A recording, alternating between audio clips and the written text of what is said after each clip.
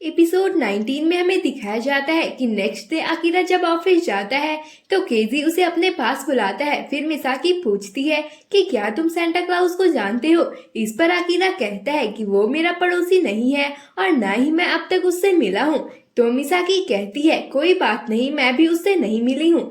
Then KG कहता है कि क्रिसमस आ रही है, मैं चाहता हूँ कि तुम क्रिसमस फ्लेयर के लिए ड्राइंग्स बनाओ। तो अकीरा को कुछ समझ नहीं आता है।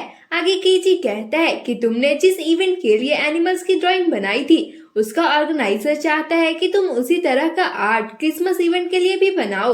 तो तुम्हें सैंटा, रेनडियर या बच्चे जो भी अच्छा लगता है उसे बना सकते हो।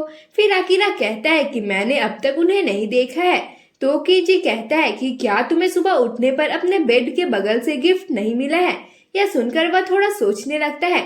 तो उसका रिएक्शन देखते हुए वो लोग उसे कंफर्ट कराने के लिए चिंता लेने से मना करते हैं। तभी वह कहता है कि अगर तुम चाहते हो तो मुझे ड्रॉ करने में खुशी होगी। यह सुनकर केजी उसका सैलरी 100 येन पर आवर बढ़ा देता है और इत्सुजी आकिरा को इतना अच्छा ट्रीटमेंट मिलता देखकर कहता है कि वो इसे डिजर्व नहीं करता है। मैं आज उसे मारकर हॉस्पिटल पहुंचाने वाला हूँ। फिर मैं मिसाकी पर नजर भी रख सकता हूँ और साथ ही उसकी चाबियां भी चुरा सकता हूँ। वहीं मिसाकी आकिरा को सैंटा क्लॉज की पिक्चर्स दिखाने लगती है। तभी उन्हें बिजनेस कार्ड का ऑर्डर आता है तो केंची उसे मिसाकी को हैंडल करने के लिए दे देता है और आकिरा को सैंटा का रेड, व्हाइट और ब्लैक में गेटअप देखकर फिर से ब्राजीलियन कोरल स्नेक की याद आ जाती है। उसके बाद जब ऑफिस छुट्टी हो जाती है तो इत्सुजी मास्क वास्क लगाकर पार्क में बैठकर आकिरा का वेट करने लगता है ताकि उसे सबक सिखा सके।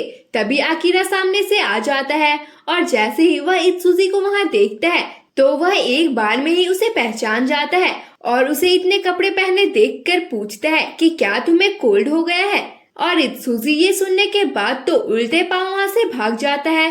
देन आकिरा घर आने के बाद सैंटा की ड्राइंग्स बनाने लगता है, लेकिन उसे ये बात समझ नहीं आती कि वो सभी को गिफ्ट्स क्यों देता है। वही केजी जब बार में होता है तो बार लेडी पूछती है कि क्या वो बंदा अब भी तुम्हारे साथ काम कर रहा है। इस पर वह कहता है हाँ, पहले मैंने उसे टेस्ट करने के लिए क्लीनिंग और दूसरे कामों पर रखा था, लेकिन उसने कभी किसी चीज की कंप्लेन नहीं की और अपने काम को एंजॉय करता रहा, इसलिए मैंने उसकी सैलरी भी बढ़ा दी है। यह सुनकर बार लेडी भी खुश हो जाती है। देन आगे केजी कहता है कि उसकी ड्राइंग्स बहुत अच्छी नहीं है, लेकिन उसके ड्रॉ किए हुए कैरेक्टर बिल्कुल इनोसेंट और प्योर लगते हैं।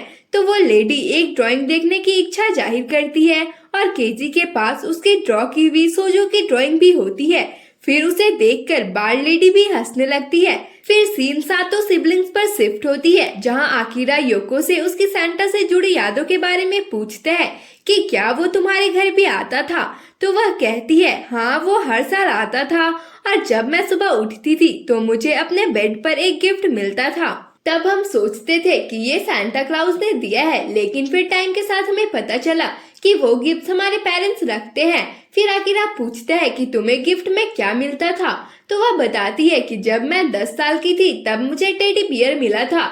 वो मेरा लास्ट क्रिसमस था। उसके बाद मेरे घर में आग लग गई और मेरे पेरेंट्स मारे गए।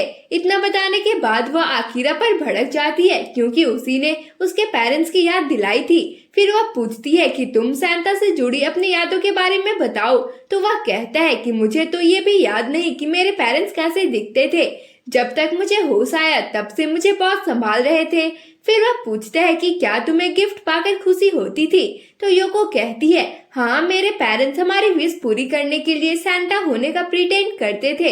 ये बिल्कुल फेरी टेल फैमिली गेम की तरह होता था। फिर वह अपने पेरेंट्स को याद करके रोने लगती है तो आकिरा भी वहाँ से जाने लगता है। तो योको उस पर गुस्सा करते हुए अपने साथ ड्रिंक करने के लिए कहती है। देन फिर नेक्स्ट डे आकिरा अपने ऑफिस में उन्हें सैंटा की ड्राइंग दिखाता है तो केजी और मिसाकी को उसके दोनों ड्राइंग देखकर समझ नहीं आ रहे होते हैं कि इनमें क्या फर्क है। फिर केजी पूछता है कि इसे बनाने में तुम्हें कितना टाइम लगा। तो वह बताता है कि मैं रात में जरा सा भी नहीं सोया हूँ। यह सुनकर केजी और मिसाकी दोनों फिर से बहुत ज्यादा हंसने लगते हैं। उसके बाद केजी उसे थोड़ा चिल होकर ड्राइंग्स बनाने के लिए कहता है तो आकिरा उनसे एग्री करते हुए डिलीवरी के लिए चला जाता है। फिर जब वो अपने डेस्टिनेशन पर पहुंचता है तो उत्सुबो पार्सल रिसीव करता है। वहीं आकिरा को हिना भी दिख जाती है तो उत्सुबो हिना से पूछता है कि क्या तुम इसे जानती हो। तो वो थोड़ा कंफ्यूज हो जाती है। फिर आकिरा आराम से बैठकर उसे सारी चीजें बताता है। देन उत्सुबो हिना को कॉफी बनाने के लिए कहता है, तो बेचारी को ना चाहते हुए भी जाना ही पड़ता है।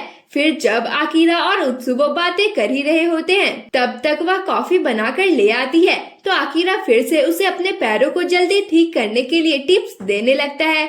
इस पर हिना गुस्सा करते हुए उसे एडवाइस देने से मना करती है और साथ ही कहती है कि तुम्हारा ये बिहेवियर तुम्हें प्ले बॉय बनाता है।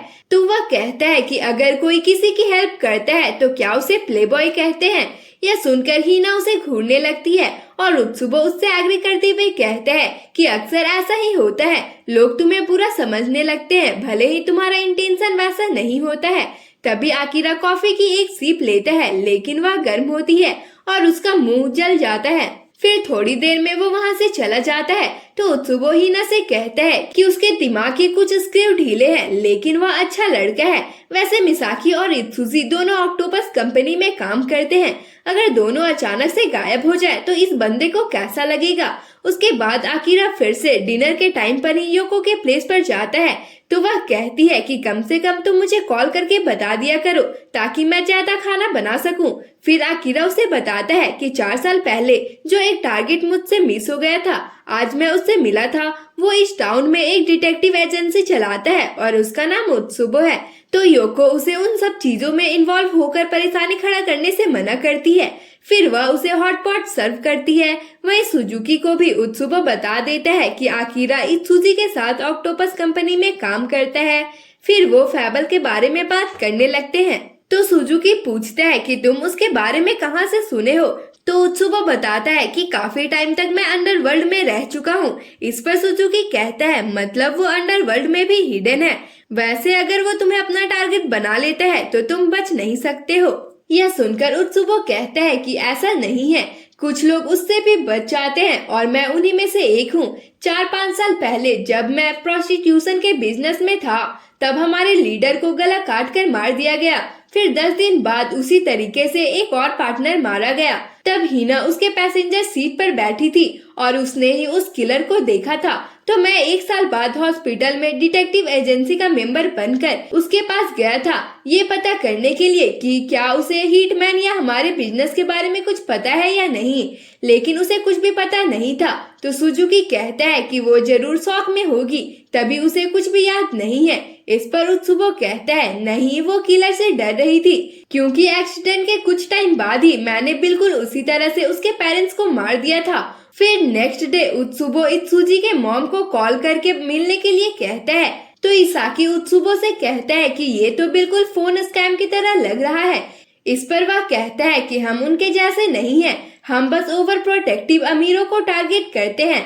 दिन शाम के वक्त हिना फिर से अपनी थेरेपी की प्रैक्टिस कर रही होती है, साथ ही उसकी निगाहें आकिरा का वेट भी कर रही होती है।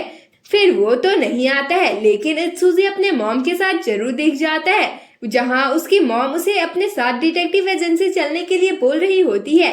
तो इत्सुजी उसे स्कैम समझ रहा होता है, लेकिन फिर वो जाने के लिए तैयार हो जाता है और साथ ही अपने मॉम से 1 लाख पॉकेट खर्च के लिए मांगता है।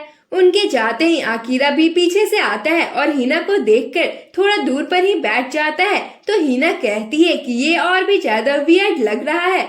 वहीं इत्सुजी अपने मॉम के साथ डिटेक्टिव एजेंसी पहुंच जाता है। तो उत्सुबो उसका वेलकम करता है। फिर वह उन्हें आराम से बैठाता है और इत्सुजी से कुछ क्वेश्चंस पूछने लगता है, जैसे कि क्या तुम किसी को डेट कर रहे हो या क्या तुमने कभी किसी को डेट किया है। इस पर वह मना कर देता है। फिर उत्सुबो पूछता है कि क्या अभी तुम किसी वुमेन से अट्रैक्टेड फील करते हो। इस पर भी वो मना कर देता है। आगे उत्सुबो पूछता है कि क्या तुम मिसाकी को जानते हो। यह सुनते ही इत्सुजी घबरा जाता है और यहीं पर इस एपिसोड की एंडिंग हो जाती है। तो मिलते हैं इसके नेक्स्ट एपिसोड में, तब तक के लिए bye bye, tata and thanks for watching.